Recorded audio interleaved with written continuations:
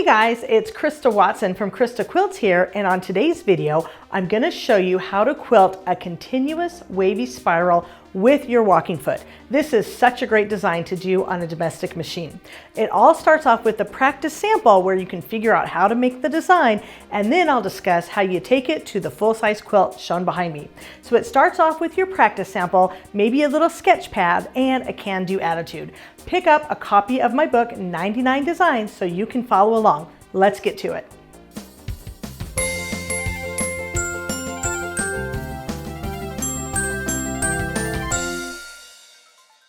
Wavy Spiral is a continuous walking foot design.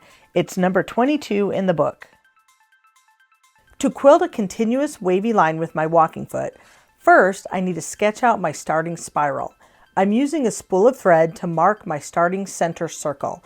I'm using a disappearing blue ink pen, which will wash out later. Next, I'll mark a straight guideline to the right of my circle. This represents the distance from the edge of my foot to my needle, which in my case is about 3/8 of an inch.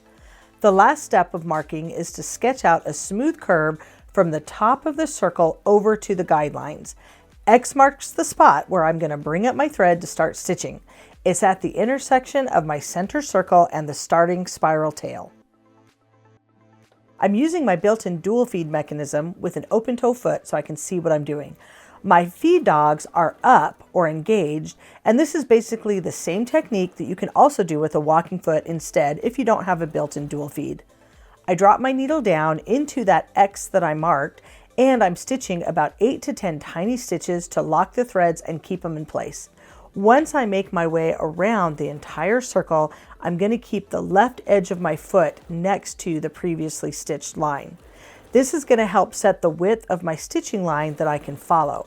So be sure to choose a spot on your foot that's going to hug this curve the entire time so you can keep your line spacing relatively even. Again, you're going to be wiggling in and out, so it's not going to be perfectly even, but it's basically a nice guideline that you can follow. Be sure to go back sometime and watch my earlier episode, number 24, to see how I quilted this design with straight lines instead of this wiggly stitching. And coming up in a future episode, I'll do the same thing one more time, but quilted with a decorative stitch instead. It's really interesting to see how the same design looks very different, whether or not it's quilted with a straight line, a wavy line, or a decorative stitch. But the quilting plan is the same.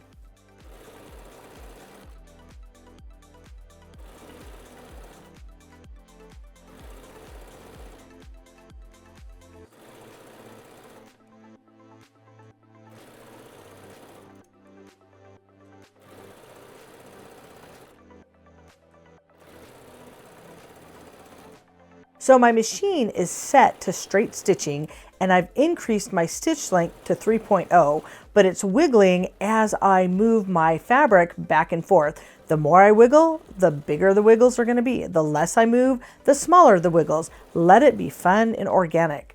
So this entire design continues in the same manner, stitching and wiggling your way around that center continuously.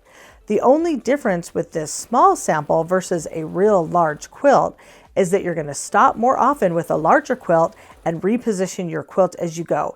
But it's the same basic technique. Stitch and wiggle, stop and rotate. Now, if for some reason you run out of bobbin or you break thread, you can actually stitch on top of your previous stitching line, maybe back up about 1/2 inch before you broke thread, and stitch right on top of that previous line of stitching with tiny stitches to secure your stitches and keep on going. Now here's a bonus tip for you. If you can plan your start and your stop in a seam, it's going to be much less noticeable. In fact, on this design, the more lines that I quilt and wiggle around, the more this design looks like a flower. I really like that kind of texture. It really is a fast, fun, and forgiving design to do. When you get to the edge of the quilt, you can stitch off the edge and cut thread. If you have areas to fill in the corner, you can just echo those with additional wavy lines.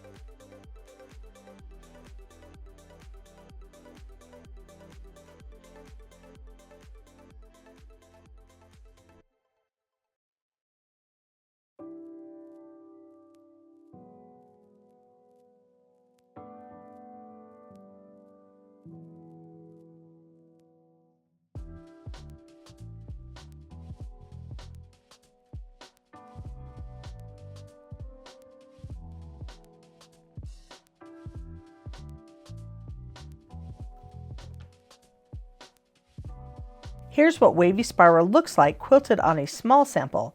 You can always expand this design to cover your entire quilt. Now that you've seen me quilt those walking foot wavy spirals on a small sample, let me talk you through how you would actually do that on a large quilt. My example behind me is called Sparkling Stars, and I started off by marking that center spiral and then wiggling right on top of the quilt in the center. I kept going, and I stopped and I rotated quite a bit.